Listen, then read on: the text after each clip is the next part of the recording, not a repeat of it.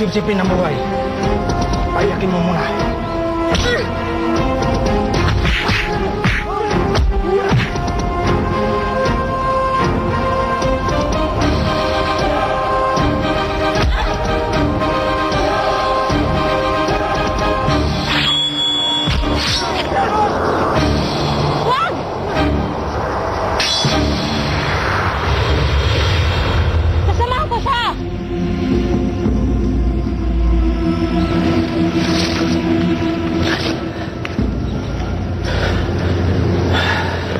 Talia. Sino sila? Sila ang pinahanap sa pinagkamala. Ang mga Santana. Ako si Guma. Ang tumatayong pinuno ng mga Santana. Tristan. Hindi ko alam may kasamaan lalaki pala mga bukad niyan. Mahabang storya eh. At kami pinatawag ni Kami. Nauubos na ang mga bukad. Kailangan nilang tulong nyo.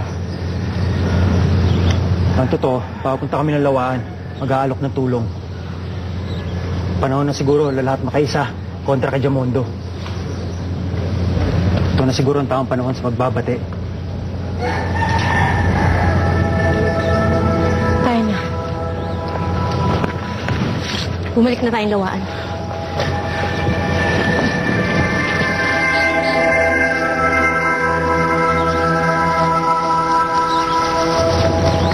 Dalia. Bilisan na natin at baka abutin pa tayo ng dilim.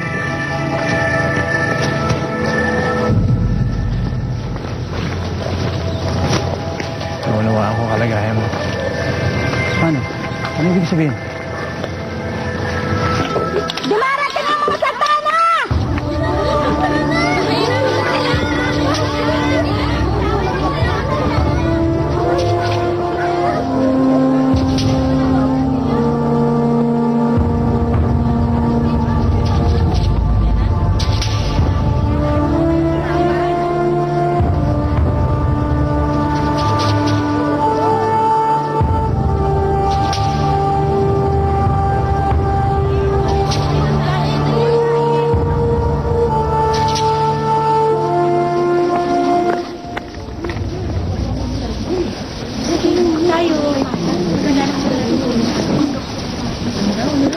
Salamat sa pagpayag na makiisa sa amin. Sana kalimutan natin ang lahat na di natin napagkaunawaan noon ng mga taga-bundok at taga-kapatagan. Para sa ikabubuti ng lahat. Magkaisa tayo para ipabaksak ang puwersa ni Jamondo bago muubos tayo lahat. May plano na ba kayo kung paano? Meron. Kaya pinahanap ko kayo. Paano? May nabalitaan akong sasalakayin ni Jamondo ang kamagong sa Makalawa. Hindi tayo papayag. Uunahan natin sila. Sasalakayin natin ang kuta ni Jamondo. Sasalakayin natin ang Akasha. Ikaw mismo pupunta ron? Eh, ikaw ang hinahanap ni Lizardo?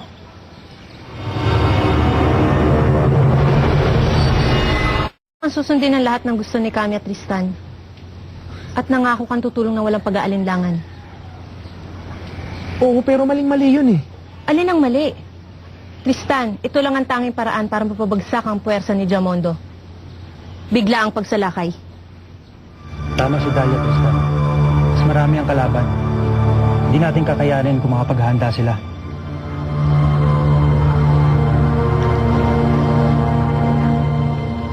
Natatakot lang ako. Na baka mapasakamay siya ulit ng demonyo. Lahat tayo may taong mahal natin na ayaw natin masaktan kung mawala ang muli sa atin. Pero kung di tayo makipaglaban, kukunin na sila ulit sa atin. Tuluyan mo wala. Pero pag nagtagumpay tayo, maaari tayong makapagsimula ulit. Tristan, ito lang panghawakan natin. Ang bagong simula pagkatapos ng digmaan nito.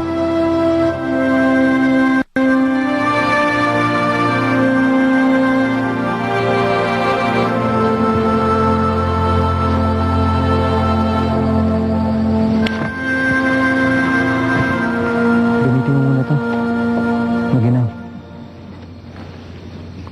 Salamat.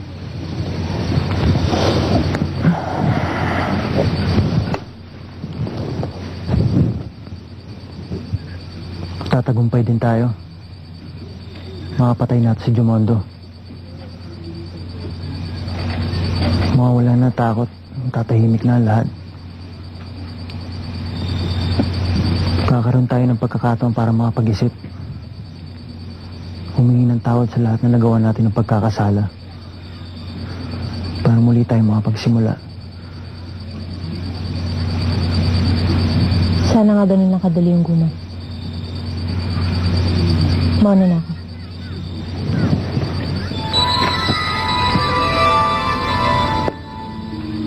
Paparusahan daw ako pag sinuway kong batas ng mga engkanto. Kung ganun, manahimik na lang tayo. At pagmasdan kung paano patayin ni Jamondo ang mga mamamayan ng Araguay, hindi ko kaya yon. Kung sabihin sa amin na Bakit? Kaya ninyo bang manahimik? Kaya nyo bang makitang nananalo ang kasamaan?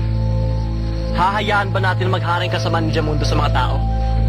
Calyptus, mas nakakatakot ang maging kaparusahan natin.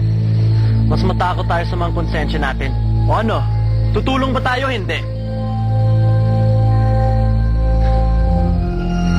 Kung ganun, ako na lang. Maparusahan man kung mapaparusahan. Dali, Calyptus.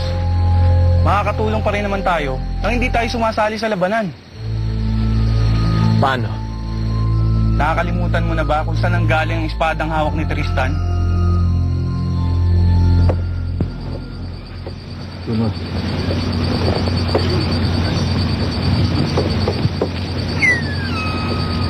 Hindi siya nakikialam, ha? Pero parang may tampuhan kayo ni Dahlia. Kasalanan ko rin naman yun eh. Kasalanan mo? Dati ko siyang kasintahan. Mahal na mahal namin ang isa't isa. Pero ayaw ng magulang ko sa kanya dahil si Dahlia taga-bundok. Wala raw mapupunta ng relasyon namin. Hindi ko kaya sa kabundukan. Hindi niya kaya sa kapatagan. Magkaiba lang kanagisnan. Parang kami rin ni Eden, eh. Alam mo, Eden ko? Dati kala ko hindi niya kakayanin yung buhay na meron ako. Nagawa niya naman. Ginawa rin yun ni Dahlia eh. Pinilit niya mabuhay sa kapatagan. Pero doon na siya nasaktan eh, dahil sa pagmamaliit ng mga tao. Sa kapatagan kasi, ang tingin ng mga tao sa mga vukad eh, walang pinagkaiba sa mga bangis na hayop sa kagubatan. Ano ginawa mo? Wala. Hinayaan ko na siyang bumalik sa lawa mag-isa. Hindi ko man lang siya napaglaban. Doon siya higit na nasaktan.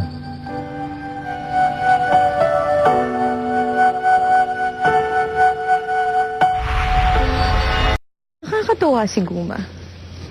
Isipin mo kahit hindi pala kayo umalis para hanapin sila. Sila mismo pumunta dito para makiisa sa atin. Inaantok na ako, Magnolia. Pakiramdam ko, gusto niya makipagbalikan sa'yo. Alam mo, pagod na ako. Gusto ko na magpahinga. Kung manliligaw siya sa'yo uli, bibigyan mo pa ba siya ng isa pang pagkakataon? Hindi. Hindi ko alam. Bakit? Nagbago na siya.